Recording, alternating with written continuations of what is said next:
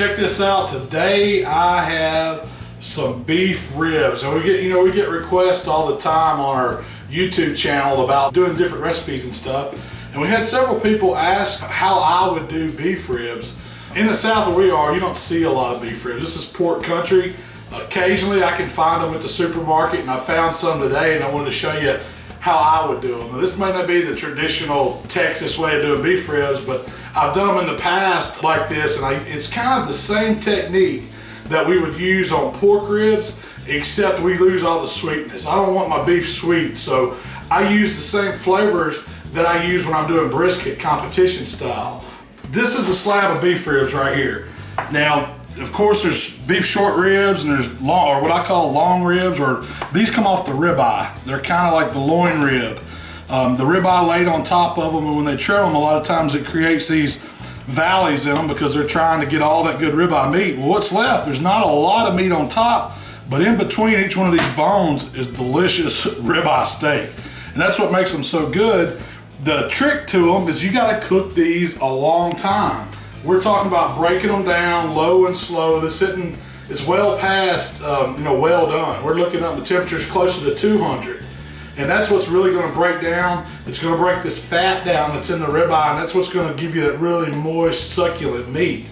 And we're gonna do that on the smoker today. First thing, I wanna show you how I'm gonna season these. I've got a couple slabs here. And I'm not using mustard, I'm just using like an olive oil just for a light binder, just to give these seasonings something to stick to.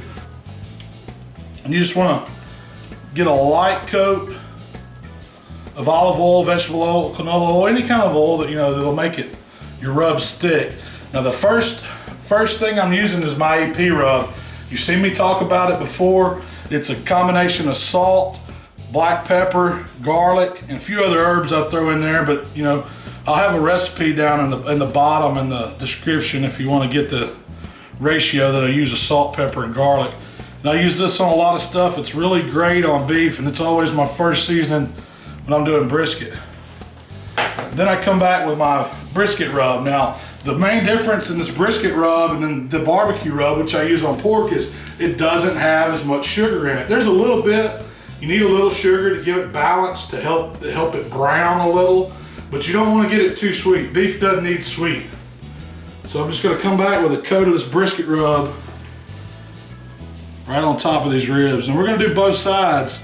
Now, beef ribs, they do have a membrane on them, but you need that membrane to stay on because it's going to hold them together. If you were to try to pull it, it's different than the pork membrane. We're not talking the same thing. It's just a light membrane that's holding it together.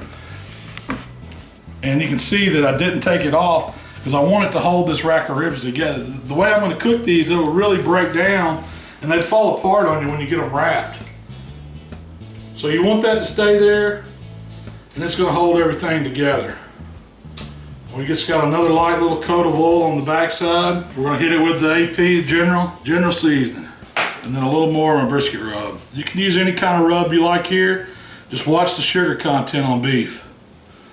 You want more of your salt, your peppers, your chilies, aromatics, not as much sugar. These are ready for the cooker. And we're going to be looking at cooking right at 235 to 250 degrees today. We're going to smoke them about 3 hours on some pecan wood. Then we're going to wrap them up and get them tender. I'm going to show you what I'm going to put in the wrap. I'm not putting all the sweet stuff that goes with the pork rib in this wrap. We're going to use some savory seasonings, maybe a little beef broth, some real butter, something that's going to enhance the flavor of the beef. And we're going to break these down. But let me go get my cooker fired up. We'll show you putting these on the grill outside. Okay, I'm out here in my Yoder today. I've got it set at 235 degrees with some pecan pellets in it. Give me some good smoke. It's not gonna overpower these beef ribs. There's really nothing to this part. You're just getting them on the cooker. Whatever kind of cooker you have, just hold your tip steady and use you a good wood source. The first part is about getting that grill, that smoke flavor into the meat. And we've got our seasons on it. The meat's set up and come up to room temp. Now we're just gonna get some of this good smoke flavor in it. So if you're using the UDS, a stick burner, whatever kind of cooker you got, just hold it right around 235. We need about 3 hours. We're not gonna baste them or anything, but I'll just come out and take a look at them here and there and see how they're doing. At 3 hours, we're gonna wrap them up. They're gonna take all the smoke they can. Then we need to get them broke down, get them tender. So the total cook time is gonna be about 5 hours for these. But we're gonna do 3 unwrapped, about 2 wrapped. We'll see where we are. Okay, it's been 2.5 hours on these beef ribs, and they've got all the color that I want to get onto them. Man, they're smelling good. They look good. Now I just want to get them off. We're going to take them in and get them wrapped, get them tender, because they still got some stiffness to them. But they got all the color, all the smoke that we want. Starting to see a little drawback on some of the bones. Now it's time to get them tender.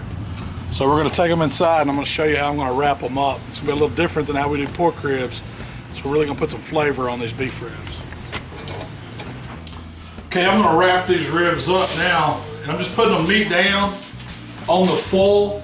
And I have a mixture. This is normally if we were doing pork ribs, we'd do something sweet. We'd have the parquet, the brown sugar, the honey, but I don't want those flavors on beef ribs. So what I did, I took half a stick of butter and melted it with a little bit of dried parsley, granulated garlic, and dehydrated onion. And I'll give you the recipes in the description below. And I'll also mixed in 2 ounces each of Worcestershire, beef broth, and soy sauce. And that's making basically the liquid that's going to go in these ribs. And I'm just going to half this over both racks. Just enough to give it some flavor, because we're still going to cook out some fat out of these ribs.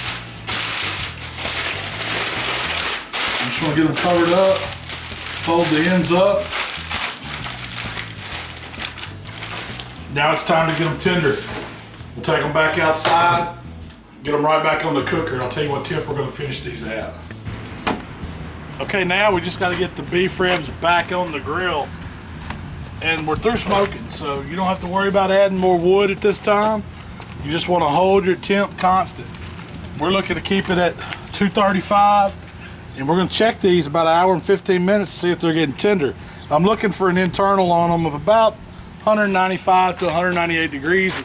Usually on ribs, something like that, I don't worry about probing them too much. It's just a feel thing. But we're wanting to get them broke down, get them tender, and that's what's going to make them really, really good. Just get the lid closed and keep on cooking. Okay, it's been right at 1.5 hours, and now it's time to check these beef ribs and see how they're coming along the tenderness department. Hadn't done anything to them. They've just been sitting here getting happy in this aluminum foil. First, I just like to kind of pick them up and see how they're bending. These are bending pretty well. I'm gonna open them up here right here on the grill. Let you see what they look like. You see we got a lot of pullback on the bones. Looking good. Let me feel right in here and see how they've, oh yeah, they're tender. To check for tenderness, what I typically do with the pork rib, and it'll work for these beef ribs too, is just grab the bones and see if you can pull them right out. And these, man, they're just barely holding in there. So I know they're good and tender, and I can feel it's real spongy. I mean, these are tender. I'm gonna flip them over here. Let's check this side out. Hope we don't lose a bone. Got a couple shiners, but they're looking good. I want to make sure I catch that juice, so I'm going to use that to go back over them. And like with anything, I'm going to let them sit a little while. So let's check this other rack. Feels like it's got a good bend in it as well. Oh yeah. Got the good pullback. Soft as they can be. These dudes are done. Ease them over here. And you can see all that fat that was in there is cooked away, and all that's left is just this succulent meat that's right on the bone. And we'll take it, I'll take them inside, and we're gonna show you how we finish them up. I'm not gonna glaze them or anything. I just wanna let them tack up a little bit sitting here in the open.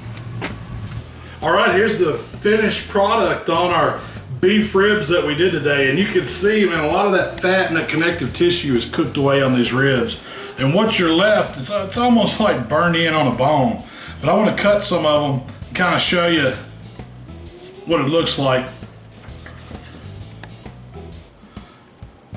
The knife just goes through them like butter after they've rested here.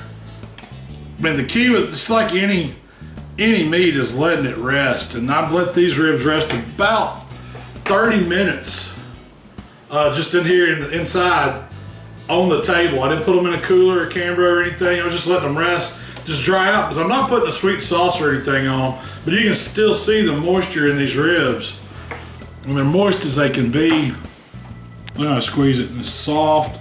I want to turn them up on their sides where you can kind of get some shots, see what I'm dealing with. But you know I gotta try one of these. I can't cook them and not try them. I'm just gonna get a bite of one of these right here. Michael, I know you want one, don't you? That's good, and it's got a good bite. It's tender, real beefy tasting. That's what you're looking for in a beef rib. You want to taste the beef flavor, but you don't want it to be sweet. You want the beef to come through and let your other seasonings that you're using over it accent the meat. And that's what we did with the smoke and the barbecue rub and the AP rub that we put on first. And that's all we did to these. And we put a little bit of that braised liquid. And you can serve, you can reserve this, get the fat off of it. This is what I poured off out of the ribs. And you can take the fat off that and serve it back with them if you like. These right here don't need it. They're still juicy. If you like what we're doing here at HowToBBQRight, subscribe to our YouTube channel. We put out new videos all the time. Look us up on Facebook and on Twitter. As always, you know, we appreciate the comments, and if you got anything you'd like to see us do, send me a message and I'll try to get to it. This was one of those right here that someone wanted to see beef ribs, so that's how Killer Hogs does beef ribs.